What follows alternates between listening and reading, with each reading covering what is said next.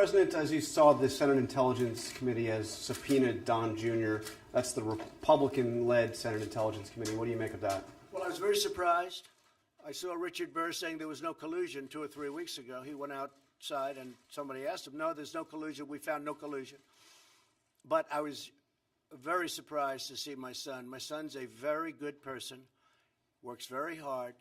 The last thing he needs is Washington, D.C. He could rather not ever be involved. Remember, he said to me a long time ago when I was thinking about running, Dad, if I could help, let me know. It's not my expertise. It's not something I really like, but whatever I can do, you're my father, whatever I can do. He's now testified for 20 hours or something, a massive amount of time. The Mueller report came out. That's the Bible. The Mueller report came out, and they said he did nothing wrong. The only thing is, it's Oppo research. If he did wrong, then everybody standing with me probably, except for John and Lamar. I think Lamar is pretty, I'll tell you. Did you ever do Oppo research on an opponent? I don't think so, Lamar, right?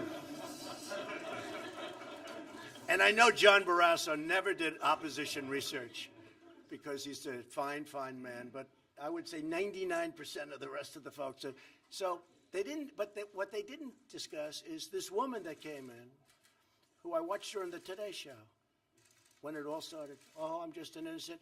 Well, nobody even knows, although the halls of Congress know her very well because for years she's walked around all over Congress.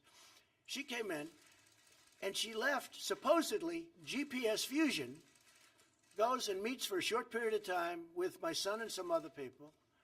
They talked about a subject as very well, you know, advertised and put out, which is nothing. It was a nothing meeting. In fact, Jared left. He said, get me out of this meeting. There's a waste of time. She then went back to GPS Fusion. They were the ones that wrote the phony dossier. Why was she going to GPS Fusion? Why did she go back? Then I heard that Don, for a year, made 3 phone calls with an unmarked number. They called it unmarked. And this was a tremendous event because they all knew the fake news. They all know, you were fair on that, John. But they all knew that these phone calls, these tremendous phone calls, before the meeting and after the meeting, there were, I believe, 3, right? They all knew that it had to be to his father. Unmarked, it's perfect. So he reported about the meeting and then reported what happened at the meeting. Except after looking and spending a tremendous amount of time and money, they were able to go back years and find out who made the calls. One was a local real estate developer. The other was a great person from NASCAR.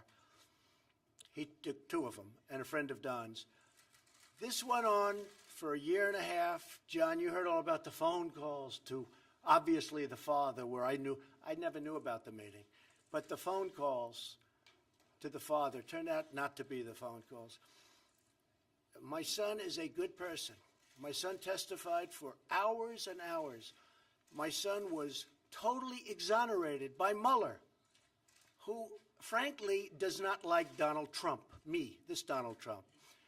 And frankly, for my son, after being exonerated, to now get a subpoena to go again and speak again after close to 20 hours of telling everybody that would listen about a nothing meeting, yeah, I'm pretty surprised. Fight that? Should he fight that subpoena? Well, we'll see what happens. I'm just very surprised. I really am by it, yeah.